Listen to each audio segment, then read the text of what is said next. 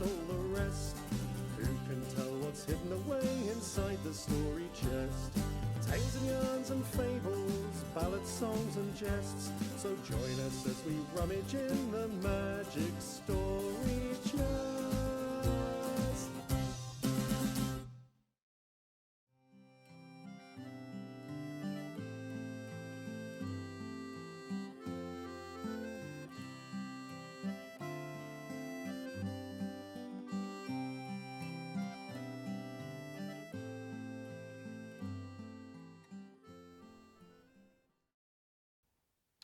The Maya, or if you prefer, the Mayans.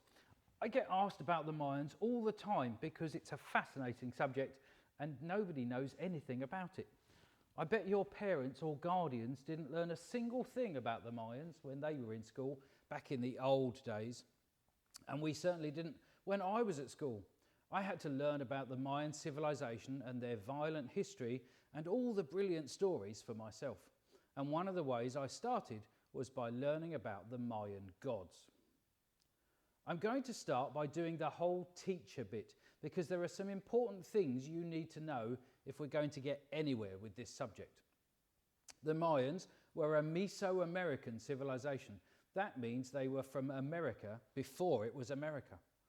You probably know that America is quite a young country, only a few hundred years old in fact, and that the continents of North America and South America were discovered in 1492 by Christopher Columbus. I can't help thinking the so-called discovery of the Americas must have come as a bit of a shock to the people who had lived there for thousands of years. But European explorers were an arrogant bunch. Their general feeling was that if your civilization hadn't been written about by someone with receding hair who speaks fluent Latin for no reason, then it didn't count. When we talk about the Mayans, we are talking about a period of history from a few hundred years BCE to the late 15th century, the time before Christopher Columbus discovered the Americas. Being before Columbus, this period is known as pre-Columbian. The stories I'm going to share with you from the Mayan Tales story chest are stories that were pieced together by scholars, which is a nice word for nerds, who had to make a lot of educated guesses about the details. This is because they couldn't just ask an ancient Mayan to explain the drawings that the archaeologists found everywhere. There were no ancient Mayans to ask, since the Aztecs had killed them all. And then the Aztecs themselves had been killed by the Spanish. I did tell you their history was very violent, didn't I? It really was. The Mayans were also more into visual stories than written language, which makes it even harder for us to guess what things mean. We have only one reliable source for Mayan legends, and that's a book called the Popol Vuh, or Book of the Community, which was based on stories that had been passed down by word of mouth and by drawings on pottery and walls. The Popol Vuh outlines the details of the main gods in the Mayan Pantheon, or group of gods. They had a lot of gods, some a lot nicer than others, and as with a lot of cultures, the gods had very specific identities and roles in the Mayan world. Some years ago, I came upon a dusty old box that contained these rather fabulous little statues of the main gods, and I thought you might like to see them. Although there are dozens of Mayan gods, and most of them have multiple versions, these are the 7 bosses of the pantheon. At least these are the versions we'll be referring to in this series of Story Chest. This one is Itzamner, and he's the daddy of the Mayan gods, wise, learned and heroic, and possessing a really fantastic nose. Itzamner was the main man for the ancient Mayans. You can see how cool he is from his statue and the fact that he's wearing a hat made of snakes. Ishchel was Itzamner's wife and the mother of his many, many children. But she wasn't just some meek little housewife. She had her own god thing going on as the goddess of medicine and of fertility. This handsome fellow is Chark, the god of the rain. It might seem odd to us that the god of rain was so important to the Mayans, but they lived in what is now Mexico, which is famous for being pretty hot and very dry, so they relied on Chark and his massive axe to water their crops. He was said to use the axe to hit the clouds and split them open, so I can only assume he had a massive ladder to get up that high. Just as important as Chark was King Akaho, the sun god. If you think about it, when your entire civilization is built around being able to grow crops so that you don't die in the desert, the rain and the sun are pretty much the most important things to be the god of. This one, of course, is everyone's favourite, Kukulkan, also known to the Aztecs as Quetzalcoatl. He was the god of the wind and water, but what's awesome about him is that he was a massive snake with feathers. I don't care who you are, a great big feathered serpent isn't just a decent god, it's a blooming cool one. This is a god I personally like. Ekchuaj had several jobs, but the main ones were that he was the god of merchants, the god of war, and the god of chocolate. Quite how someone gets to be the god of chocolate is a mystery, but cacao beans, or cocoa, was very important to the Mayans, so Ekchuaj was a highly respected deity. Pulling double duty as the god of war and chocolate means that you could effectively describe him as a sort of violent Willy Wonka. And finally, we have this pretty boy, Pooch, the fleshless, the god of death.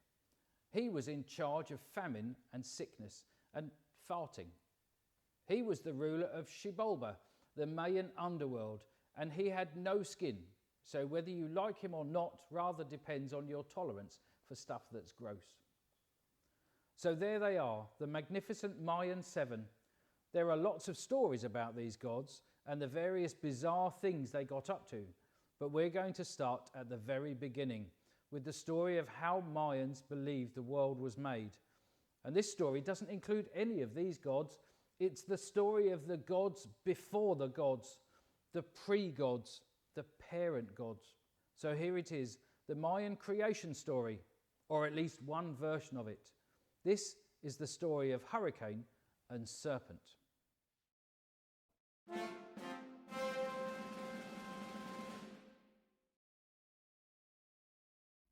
The first time, before the beginning, there was nothing at all, but the sky and the sea. The sea was boundless and eternal under the great dome of darkness, until the gods Hurricane and Serpent came forth, out of the sea and out of the sky, and began to speak the world into being. The words of gods are more than just words. When a human finds an object, the object must be given a name. But when a god speaks a name, the force of the name creates the object.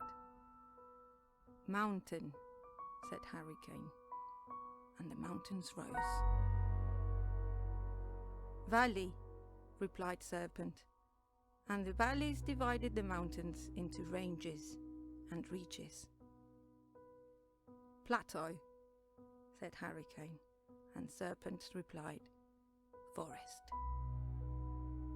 Word by word, Hurricane and Serpent spoke all the names of the trees and the rivers, the grass, the vines, and every leaf and hill and twig and branch. Soon there were deserts and hillsides, rolling plains and fertile marshlands. But the world they had made was empty and silent. There is no life here, observed Hurricane. Who will sow grain? Who will provide? So Serpent spoke animals, and beasts swarmed upon the world. Pronounce yourselves, said Serpent to the animals. Give yourselves names and places. But the animals could only grunt and howl, and couldn't speak their names or worship their creators. The animals are too dumb, said Serpent.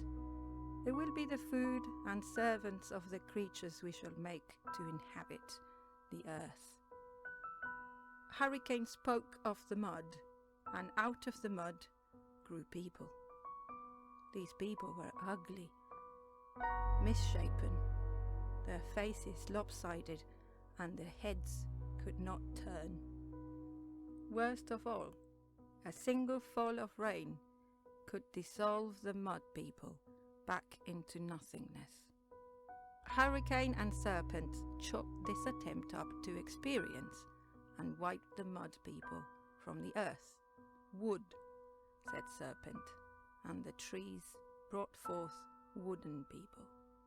The wood people could talk and they could reason, but their bodies were dry and crusty, their limbs uncoordinated, and their brains lumpen.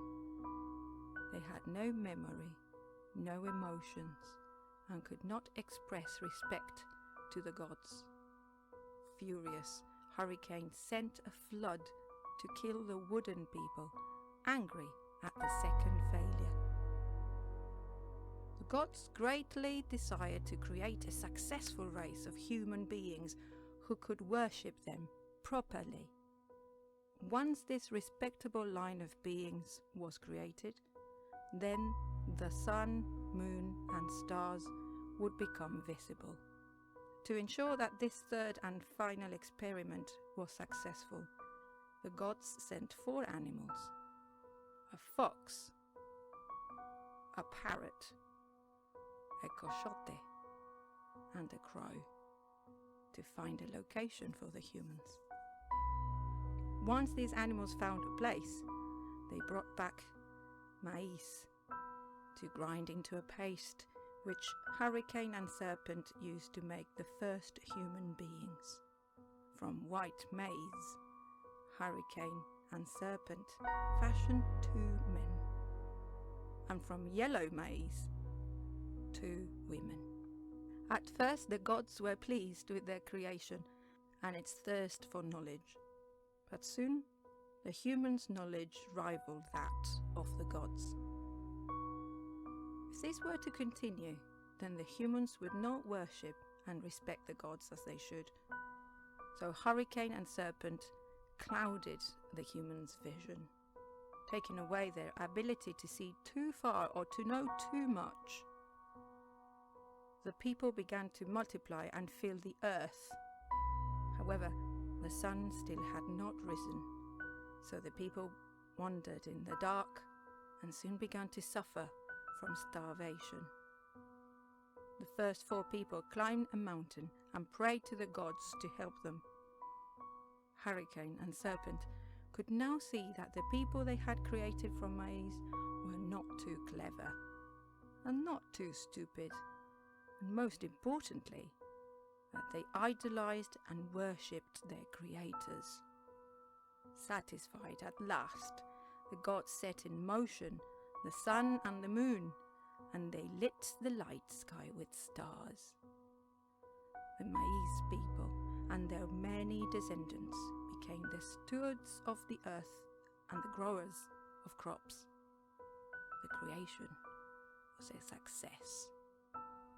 Hurricane returned to the sky in triumph, and Serpent swam back into the sea, and the story of the earth began.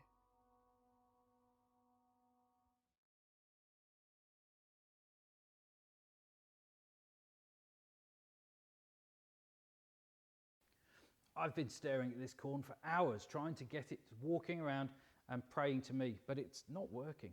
It's disappointing, really.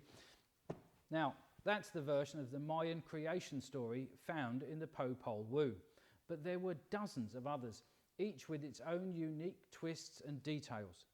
In some tellings, the gods have different names, or they make the first 4 humans as neither male nor female, but both at once. And in some versions, they make 4 men to start with, and then add some women as a reward when the 4 men have proved able to worship and respect their gods.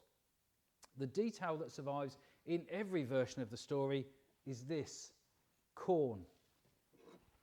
Also known as maize, corn was the #1 food of the ancient Mayans, and to this day massive amounts of corn are still eaten in Mexico and the other areas where the Mayans once thrived. So it makes sense that the Mayan gods were interested in corn. Our Western gods originated in the Middle East, in cultures very focused on herding sheep and raising animals. So the God of the Bible is based on a shepherd who rounds up and protects his flock.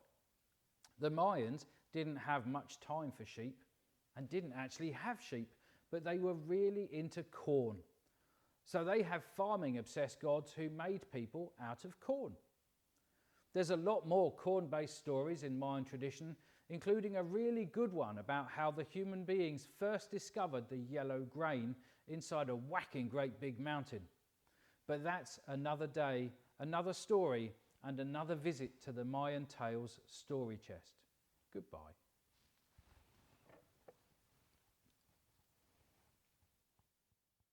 It looks just like an old box filled up with junk and old socks, but never judge a thing by how it seems.